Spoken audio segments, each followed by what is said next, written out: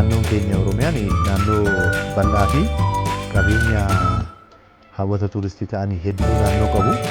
Kanaaf Oromiyaa bal'aa kana ulaa shanitti qoonnee ulaa shan keessa qabeenyi tuurizimiidhaaf ooluu danda'an bal'aa jiran kana tartiibaan keenyee hojii misoomaa fi hojii beeksisuusaa waluma cinaadha kan hojjechaa turre. Waggoota kurnan darbanii sakkaataa akkuma kanaan kan deemaa turre. Yeroo ammaa kana immoo addatti xiyyeeffannoo mootummaan laateen qabeenyi tuurizimii naannoo Oromiyaa naannoo sanarra darbee addunyaadhaaf illee akka wal gochuudhaaf adda baasuudhaan kan misoomsaa jiru hedduutu jiru jechuudha.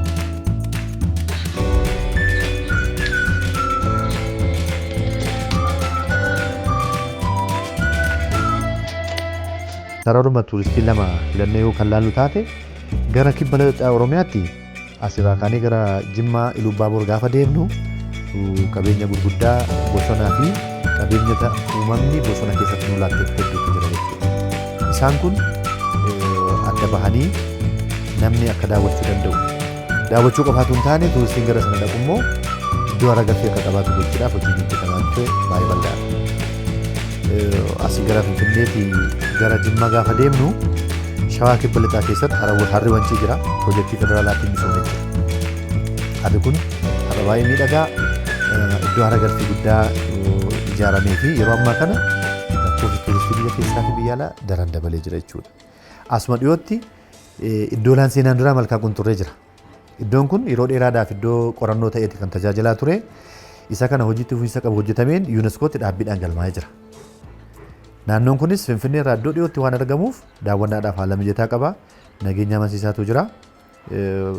Hara galfiidhaa fi fedhii bal'aa waan hin jirre Finfinneetti waan kalaa'uuf sararri kunillee sirriitti iddoo adda bahee misoomaa jiru ta'uu isaati. Hojiin beeksisaas akkuma kana.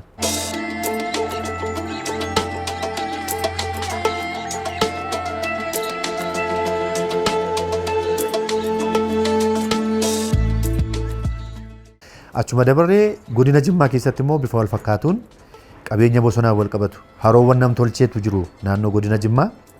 Magaalli Jimmaallee yeroo ammaa kana misooma koriidaraa fi masaraa Abbaa Jifaar dabalatee suphaan isaa gaggeeffamee addatti immoo lagni Mooyyee piroojeektii federaalaatiin misoomee yeroo ammaa kana magaalli Jimmaa akkasumas qabeenyi aadaa fi hambaa duraan magaalli sun qabdu misoomee yeroo ammaa kana buufanni xiyyaaraallee yeroon balaliisaa sirriitti dabalee naannoon sunis sirriitti hojiin yaa'insa tuuristii akka dabalu ta'ee jira. Achumaan dabarree gara Ilubaabooraallee yoo deemne qabeenya gurguddaatu jira naannoo kana keessa. Keessayyuu qabeenyi bunaa fi bosonaa wal qabatee jiru akkasumas laggeen gurguddaa fi fincaa'aawwan babbareedootu godina Ilubaabooraa fi Bunnoo Beddellee keessa jira. Bunnoo Beddellee fincaa'aan Dangawaajii fi Turizimiin Dangawaaj adda bahee karaan itti bahee yeroo ammaa kana tuuristiidhaaf banaa ta'ee jira. Daawwattoota biyya keessaa sirriitti keessummeessaa jira jechuudha. Fincaa'aan soora akkuma kana naannoo Ilubaabooritti tajaajila wal fakkaatu akka kennu ta'aa jira. Kana dura achi siquudhaaf yookaan kalaa'uudhaaf karaan hin jiru ture. Karaan itti bahee jira amma iddoon hara galfii muka yookaan qabeenya naannoo irraati ijaaramtee jirti. Namni achi dhaqee hara galfatee sirriitti fincaa'aa sana daalee akkaataatti galuu ta'aa jira. Achumatti illee iddoo seenaa Saambee deddeebinee piroojeektii akka naannootti qabatamee hojjetameen iddoon sun iddoo gootonni abboonni keenya kaleessa diinatti injifatan waan ta'eef akka yaadannootti riqaan rarra'aan piroojeektii gara qarshii miliyoona 7 siquun misoomee iddoon sunis iddoo daawwannaa ta'ee jira. Waggaatti ivantii tokko hin geggeessinaa. Namni dhaqee iddoo sana daawwata. Riqaan sun immoo lafa durii ce'uudhaaf namni rakkatu ture sun misoomee godinni sunillee dadammaqina guddaa keessa kan inni jiru. Akkasuma qoonsilaan Ingilizii naannoo sanatti argamu suphaan isaa gaggeeffamee daawwannaadhaaf banaa ta'ee jira. Magaalaa dhumti Gooree immoo sa'a 24 fi magaalaa teessoo biyyattii taatee tajaajilaa turtellee akkuma kana isheenis bifa wal fakkaatuun iddoo tuuristiin itti boqotuu fi hawwatu taatee tajaajilaa jirti. Kanaaf sarara tokko jechuudha haga wanaatti kanan kaase yoo laallu ispootonni kaasuu dandeenyu hedduudha. Isa kana immoo paakeejiidhaan yookaan immoo aqaarriidhaan daawwattoonni biyya keessaas biyya alaa akka daawwataniif ulaa kanatti gaayidii barreedhaan akka kana qopheessinee jirra gara kibba lixaa kanaatti.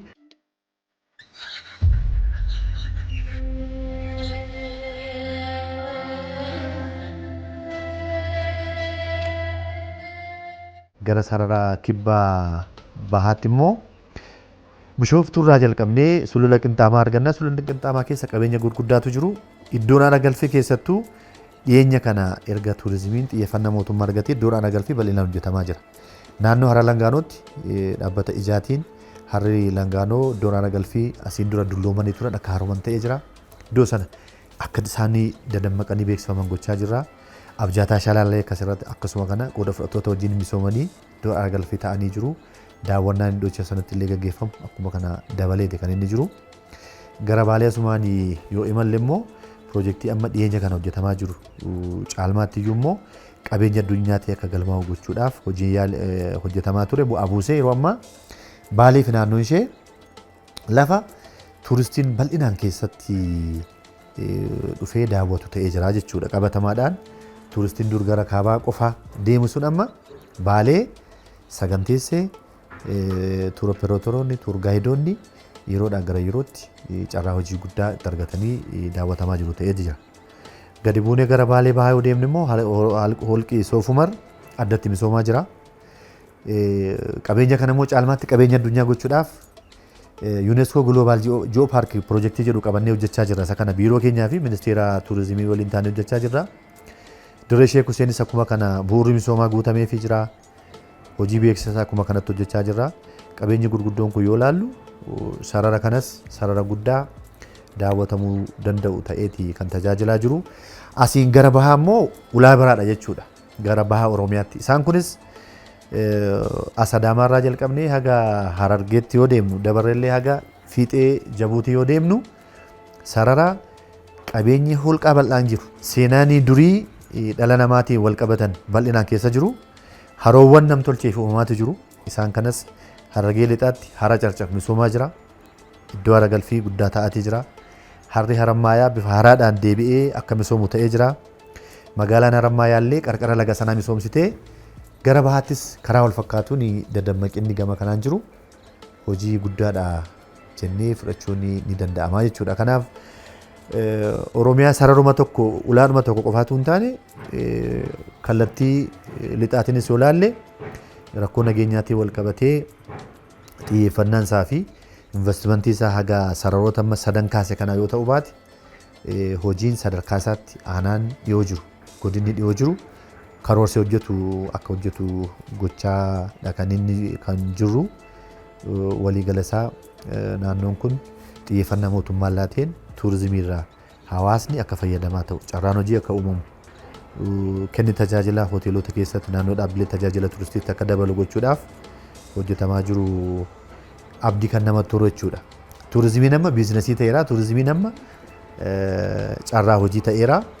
Hawaasa biratti hubannoo jiru cimsuudhaaf illee bara kana hojii guddaa goonee kan hojjechaa jiru jechuudha. Amma misooma iddoo ga'umsaa qofa gaggeessuun gahaa kan taane ni hubatama. Hawaasni keenyas faayidaa tuurizimii hubachuu qaba jennee hojiin dadammaqina hawaasa irratti hojjennu illee kana cinaatti hojjechaa jirra jechuudha. Yoo xiqqaate nama 500,000 hubannoo addatti waa'ee faayidaa tuurizimii tuuristiin gara isaa yoo dhaqu maal akka gochuu qabu akkamitti akka simachuu qabu aadaan simannaa keenya gaarii soo ta'e caalmaatti iyyuu immoo keessummaa iddoo biraadhaa gara isaa dhaqu akka simachuu danda'uuf hojiin dadammaqinaa gama kanaanis hojjetamaa jiru abdii namatti tola. Naannoon kun kana qofaallee miti iventii gurguddaa kan keessatti gaggeeffamu irreecha dabalatee guyyaa yaadannoo gootota dabalatee ulaa hundumatti tuurizimiidhaaf galtee ta'uu kan danda'u qabeenyi aadaallee akka inni misoomu akka inni beekamu hawaasni akka keessatti qooda fudhatu hojiin gochuu cimnee hojjechaa jirra jechuudha.